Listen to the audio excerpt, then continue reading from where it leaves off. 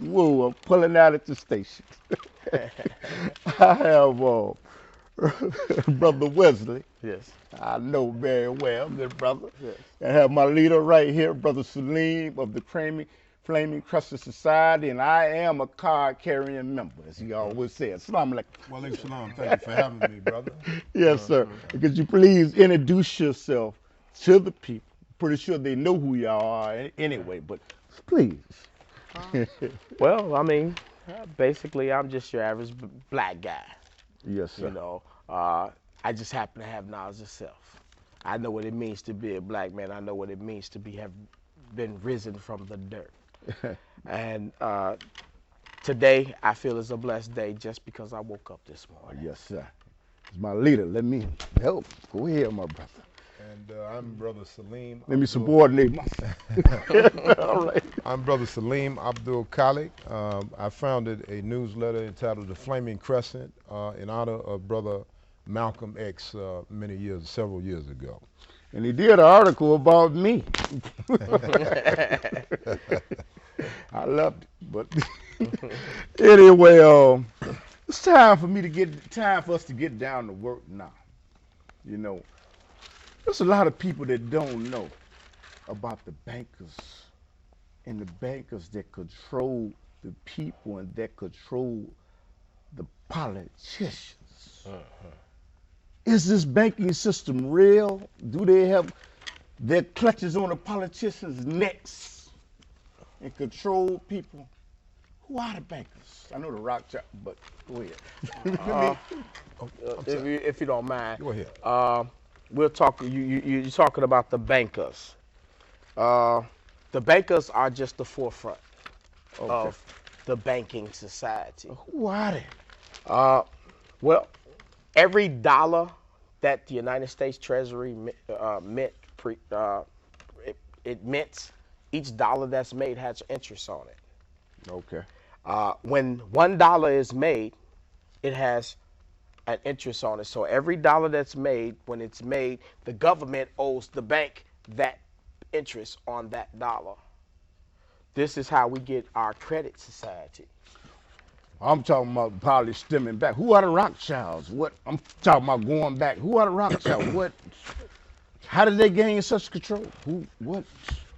Well, we must understand, they have a tendency to label people who think like we do conspiracy theorists. Sure. But my response to Yes, people sir. who make statements like that is that if I'm a conspiracy theorist, what does that make you, a coincidence theorist? You think everything happens by accident? Yes, sir. I simply don't believe such nonsense. Yes, you see, sir. there are events that happen on this plane of existence. You can bet your bottom dollar it's planned by someone. Yes. You understand?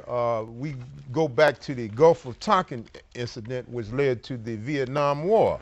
This was something that was planned in advance, and again, it led to thousands of people Yes, sir. losing their lives unnecessarily. You see, so we have to wake up and stop accepting, the sanitized version, of news and history Yes, sir. that we are constantly given that's designed to dumb us down and make us think other than the way we should think. And this is one of the reasons why Brother Al-Haj Malik Shabazz says that it is very important, especially for young people, to begin to think for themselves. Yes. These people that run this show, they even put their indications of what they're doing in the movies that we watch. How many of us have seen, for example, the movie The Wizard of Oz? And, Right. Yes, in sir. that part in which Dorothy and the Tin Man and the little group went to see the wizard, and they went to see the wizard, and the little black dog pulled the curtain back, and there was a man behind the curtain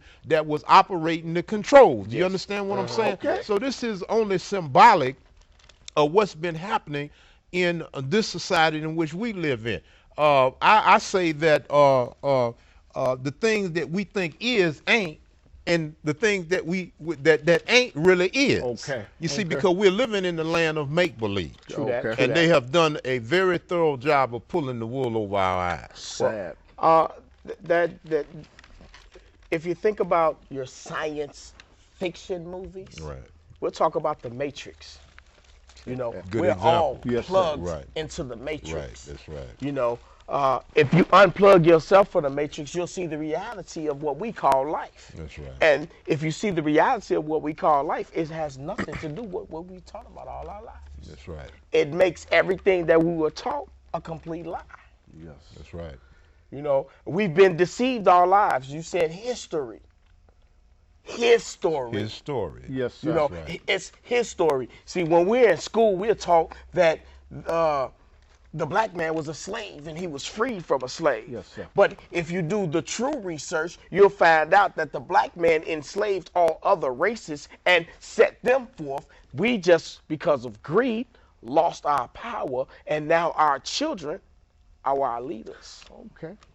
You know, we talk about the North Atlantic Treaty, and there was talk about President Obama said that, you know what, NAFTA wasn't a good deal and all this. And why is he so eager to have a North Atlantic Treaty if you said before the election, I don't think this would be good for America? Now, some people that may not even know what the North Atlantic Treaty is. It's breaking down the barriers between the United States and Mexico. And it's also including Cuba now, because he's trying to raise the sanctions with Cuba to get that. Okay. You know. But why did he say that's not a good thing before the election, but now it is a good thing since he's in?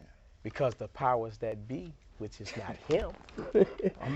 Okay. You know, I have to go back to something that Brother Malcolm stated for at least more than 30 years ago. Malcolm used to say that the difference between the Democrats and the Republicans is the difference between Tweedledum and Tweedledee. Yes, sir. He said that one was the fox and the other was the wolf. Yes, sir. And he discouraged us as a race of people from giving ourselves over to the rhetoric and the propaganda of either the Democratic or the Republican Party, because he said that both of them were based upon white supremacy. See, we see after the election now, and all of the rhetoric Yes, and sir. all the propaganda has been toned down. And see, this is what we need to understand, that the whole thing is nothing but a game. Yes. It's nothing but a game, and we need to wake up, because, as I said earlier, we need to understand that this is the land of make believe. Okay. Just as it was in that movie, The Wizard of Oz. Yes, sir. And if I can make you believe that I keep power. That's right. As long as I keep power, I keep you dumb.